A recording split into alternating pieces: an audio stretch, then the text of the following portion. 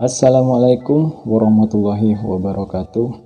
Selamat datang para sahabat sukses. Apa kabar? Semoga kalian semua baik-baik saja. Pada video kali ini saya akan membagikan 5 cara mengatur keuangan pribadi secara mudah dan efektif. Pasti banyak dari kamu yang bertanya-tanya, gimana sih cara mengatur keuangan pribadi yang baik?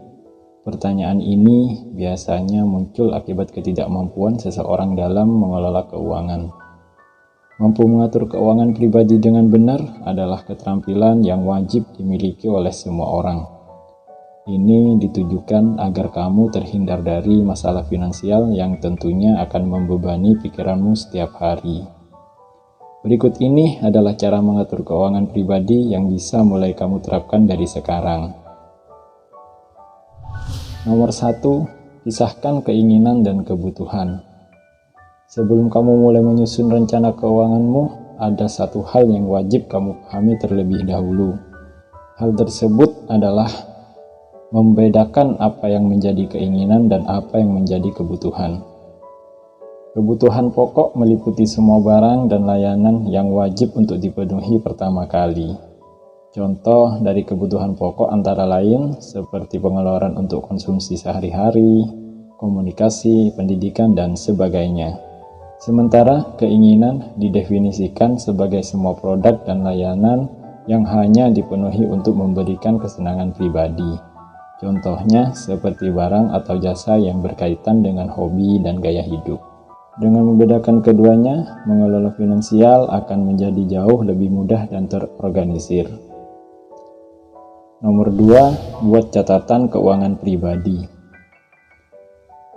Cara mengatur keuangan yang berikutnya adalah dengan membuat catatan keuangan pribadi. Tanpa catatan semacam ini, agak mustahil rasanya bisa mengatur keuangan dengan baik. Tujuan dari dibuatnya catatan ini adalah agar kamu bisa menata dan mengontrol pemasukan dan juga pengeluaran. Dengan adanya catatan keuangan pribadi, kamu bisa menentukan mana yang harus ditambah dan mana yang harus dikurangi sesuai dengan kebutuhan hidup sehari-hari.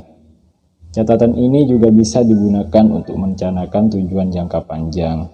Misalnya, kamu berencana membeli rumah dalam 5 tahun ke depan. Nah, rencana tersebut dapat kamu tulis dalam catatan keuangan. Nomor 3, pastikan untuk memiliki dana darurat. Cara mengatur keuangan yang berikutnya adalah menyiapkan dana darurat.